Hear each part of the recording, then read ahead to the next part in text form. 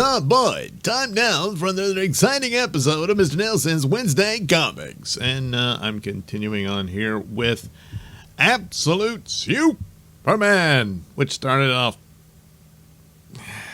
pretty lazy, not that interesting. The art was always pretty damn good. And then the story started getting interesting. And I was like, okay, so there's this build up to this battle between Superman and Ra's al Ghul. And this is the big conflict, and it just fizzles, you know. So the art's still, cool and everything. He has these dream sequences, remembering mommy and daddy. I don't know. And he has his battle with Ra's al Ghul. That looks like that's it. But remember, getting gutted by glowing blades, courtesy Star Wars these days, doesn't really mean a whole lot. It kills Qui-Gon Jinn, but no one else. So anyway, there we go. They have this big fight, and it doesn't look good for Superman, but, well, he powers through. Yeah. And, of course, in the previous issue, Brainiac had taken over his cape, so it's imprisoned all his friends, and it's threatening to do them in. So Ra's al Ghul is saying, hey, I'll spare him if you swear allegiance to me and all that. But then, of course, he says, my first order will be, you have to kill them for me, that kind of thing. So he's not going for that. But then Saul, his cape, makes a touching sacrifice to save them, and something had to give, and that was it. So it's all very sad. The cape still works, it isn't smart. It's like the Kit car, but without Kit. Still bulletproof and could turbo boost, but you can't really talk to it anymore. Yeah, so he doesn't get any more Betty Bye stories from Saul or anything, so he's pretty bummed out about it, but well, what are you going to do? But all in all, it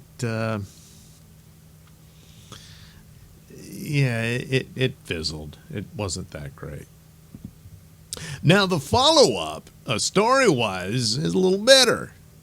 Shows some promise. Problem is, the main artist took a break, and the fill-in artist, well, capable, but just really, it's solid art, but I don't know. Hey, kudos on the John Deere tractor, but so anyway, he ends up with the Kent farm, even though the same story didn't happen. When you get that far afield, I don't know. I mean, it's something about the characters becoming who they were meant to be in the original universe, maybe. I don't know. In a roundabout way. At least Superman is getting a little bit more of his backstory than Batman. You think they're going to have Batman ultimately become a billionaire? No, because Scott Snyder has some idiot notion that billionaires are evil, so he won't do it. Now, the chance came that he would be a billionaire, he would change his mind. Well, I'm one of the good ones, whatever. Anyway, it's this painterly work type thing, and, coming off the original artist, it just, and Superman is looking a little more prissy and all that. So anyway, as you see, the cape still works, and his suit, it's all nanobot stuff, and so there, oh boy. Like I said, it's well done, but I don't know. But for the most part, it's one story arc has ended, and now a new one begins. It's sort of really the midpoint. So it's kind of a filler comic, So he's going around doing his Superman stuff, and home base is Smallville, so not Metropolis. See, there's a John Deere combine tractor. Yeah. And off he goes. Lana Lang plays a role in it. We get some of her in there, and he's running around doing his Superman duties. And as you can see, the cape becomes like spider webs. Yeah. So that's a little bit of Spider-Man there, and it looks really weird. But still, it's an ability he has that other iterations of Superman don't. So there you go. He's saving a dam and all that. And now here, more of the preaching comes in. So here is the absolute version of Toyman. He's a billionaire CEO of a toy company, but Superman decided he's evil because he didn't pay a living wage to his employees and all that. So he decides to torch his building, burning down a lot of the toys from the company and all that, and threaten this man for being richer than other people. At least Lazarus Core and stuff was killing people, but here, yeah, this really pushes you out of the story. Because people of this ilk think their bigotry is divine. So anyway, but all in all, as far as sort of resetting after or going on to the next arc after the fizzling of the previous one, it does okay because it ends on my favorite character, which they've introduced here, is Brainiac. Brainiac saved the series for me. It's unusual. He's an evil, sick bastard. Like, oh man, is he creepy and entertaining. So for that alone, there might be possibilities, and I won't spoil how it ends. It teases things to come. So we'll see how that goes. So it still has my interest in it. Despite terrible messaging of this type of preaching that it has, which is similar to Absolute Batman, but at least it didn't absolutely go out of the way to advocate, murder. Meanwhile, back at normal DC, you have Batman, and they're introducing a new villain, this Squid Game-looking guy. It's kind of what the whole thing reminds me of. Probably the inspiration. But anyway, a new villain. And ultimately, it's this new guy who's in charge of the underworld of Gotham. And of course, Batman is completely unaware of this. How many times can this happen? But, if the overall adventure narrative is entertaining, it'll be fine. But ultimately, good Lord, the Court of Owls and all that, and here we're going to do the Minotaur. So he's the leader of this secret group that basically is the banker for all the ne'er-do-wells here. So, of course, Penguin is one of them, but it gives you the list of the different corrupt people involved that ultimately sitting at the center of power is the Minotaur, which, of course, his group is a labyrinthine entity. Very difficult to track it all down. Get it? That's why he's the Minotaur. So, not bad. So, yeah, I'll see where that goes. But all in all, was all that wild? But nah, not really. But it's an interesting take on Minotaur, I guess. But still, yeah, he's basically a Squid Game character. So easily the best out of new comics that I've read for this episode was the second issue of Hellboy and the BPRD and the Ghost Ships of Labrador. So it's this haunted ship that shows up, and it's kidnapping all these lost souls who were trying to escape it by going to this island, and they were haunting the island. So here comes Hellboy and his crew. Along with a woman who was almost irritating, but not quite. And then Hellboy ended up in the ghost ship, and that was the cliffhanger. And so you see the payoff. Right off the bat, the payoff isn't all that great. But the atmospherics is always solid with Hellboy. And, of course, I mostly appreciate when Mike Mignola does it, but he doesn't do it anymore. And some of the guest artists that work on these books, they're okay. but few are all that spectacular. There's a handful of them that come in and they're really good. And this one did a good job, and I'm blanking on the guy's name. Sorry. It might even be a woman. I don't know. Okay, Rob Williams. All right. It's a guy. He did a good job here, and there's a lot of, especially depicting ghosts and whatnot. It's a lot of great work. And that's a good dog. You know, that's a good big. But there's the boat with the teeth. It's pretty good imagery.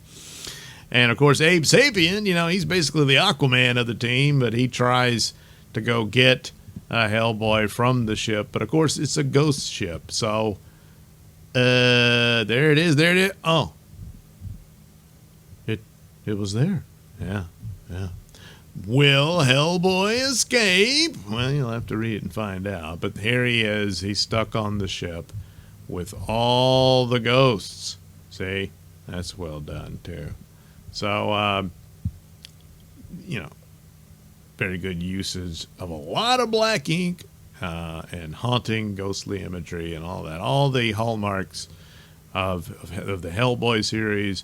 And it's great stuff. You're gonna want to check it out, and it's a solid bet on comic books for Hellboy and the like. So it never really lets me down. This one, okay, you know, wasn't all that. You know, nothing. You're like, whoa, I didn't see that coming. Stuff like that. It didn't do that, but entertaining comic nonetheless, and just the cool imagery and atmospherics really captures it all. And so it's not one that, boy, I really regret I wasted my money on that. No, that's not the case. So there you go, Hellboy and the Ghosts Ships of Labrador. There you go. But yeah, it's a fun read. So finally, I got around to finishing. This is the first time I've read this. Now, this is George Perez and Volume 1 of the collection of the Wonder Woman comics he did beginning in the late 80s and going forth from that, rewriting a good bit of the origin and story of Wonder Woman after the Crisis on Infinite Earths. Now, at the end of Crisis on Infinite Earths, Wonder Woman was blasted by the Anti-Monitor, and it pushed her back through time, I guess. I don't know. She was turned back into clay, and you know. But I took it to mean that her story was starting over, and that's exactly what happened. It doesn't really reference that in the story, but that was the point of Crisis. They didn't really go all the way in some ways of rewriting the stories. Probably Wonder Woman, they did a little more than with Superman and Batman. But of course, Superman, John Byrne did Man of Steel, and Frank Miller did Batman Year One. And Year One is easily the best of the batch. Man of Steel comes in second, and Wonder Woman, well, it has George Perez's art. It has some okay stories, but I don't think it's on par with Year One and Man of Steel and all that. But anyway, you get a lot of the great artwork of George Perez. Here he introduces what was then the new Cheetah, and you get her origin, and it's pretty solid. It's okay. You get a lot in the opening story of the gods of Olympus and what's going on with them and that whole thing. And of course, it was always the connection to it about the Amazons and everything. So, you got to expect it. Maybe it went along a little too long, but I guess, it was setting up the overall arc as well that this collection contains. And so there you go. There's Wonder Woman brought to life from clay and all that. And then, of course, the old story where she's got to fight in disguise to win the contest to go to Man's World, and Mommy's upset about it and all that. And but here, some of the cover art, just George Perez is very, very fine. Every curl in her hair, almost every tooth. But that's the deal with George Perez. as far as Rogues Gallery or classic Rogues Gallery go, you get Ares and Cheetah, and that's about it. There's other villains and whatnot, but for the most part, that's the main two you get. But new characters, a cast that they put together in here, and it all makes sense. It's a cohesive narrative and whatnot. There's some things Steve Trevor is not her boyfriend. In fact, he's in love with Etta Candy. So they do that instead. There's this long-winded story in there about her name and who inspired it, and I wasn't all that crazy about that. There's some changes that wasn't really all that necessary, and the way they handle Heracles in here, but anyway, of course, it's George Perez's art, and it's absolutely excellent throughout all of it. So, it's a good read at moments here and there, but of course pales in comparison. These two guys, that's Deimos and Phobos, and not all that inspired. What kind of boots are that? They just look ridiculous. I don't know. Well, that's really the only visual flaw that I could think of. Most of it's okay. Yeah. In fact, the majority of it's really good.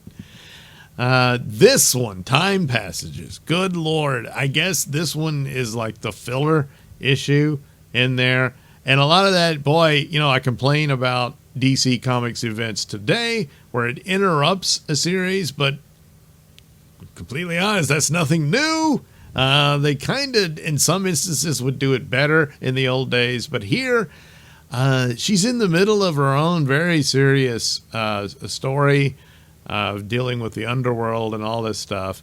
And she suddenly gets shanghaied off to the Millennium series.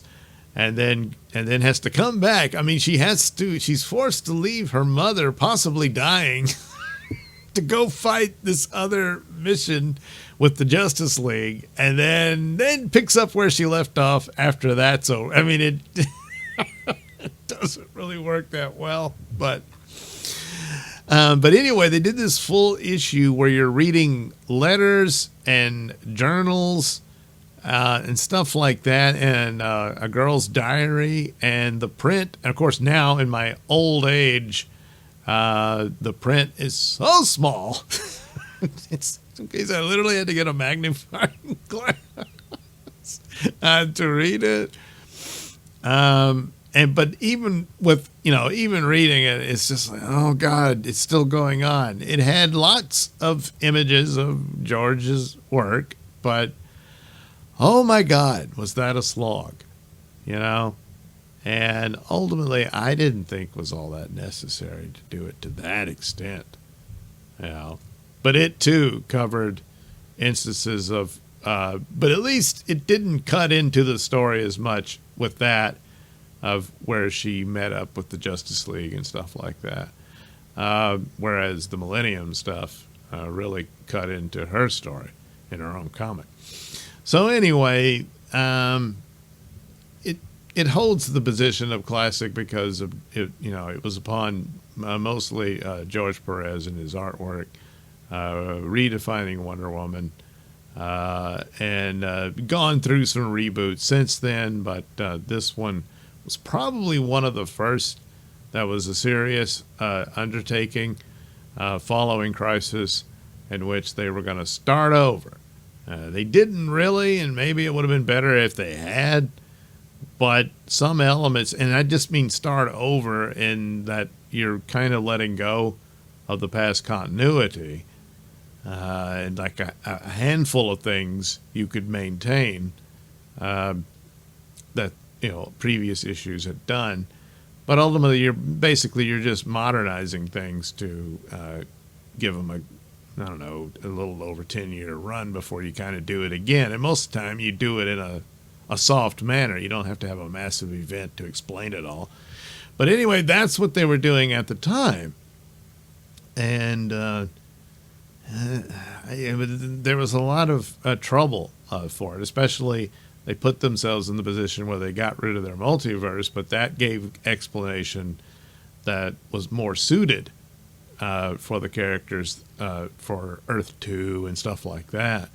Whereas they said, no, it all took place on the same planet, and some of the Justice Society members still existed, but they were in World War II, and now they're old and retired or whatever. And the main stars, Superman, Batman, and Wonder Woman, they weren't around then, but they came later. Well, yeah, but they're not going to be that big of a deal to a public that's used to magic and godlike people flying around and stuff, which they would have been.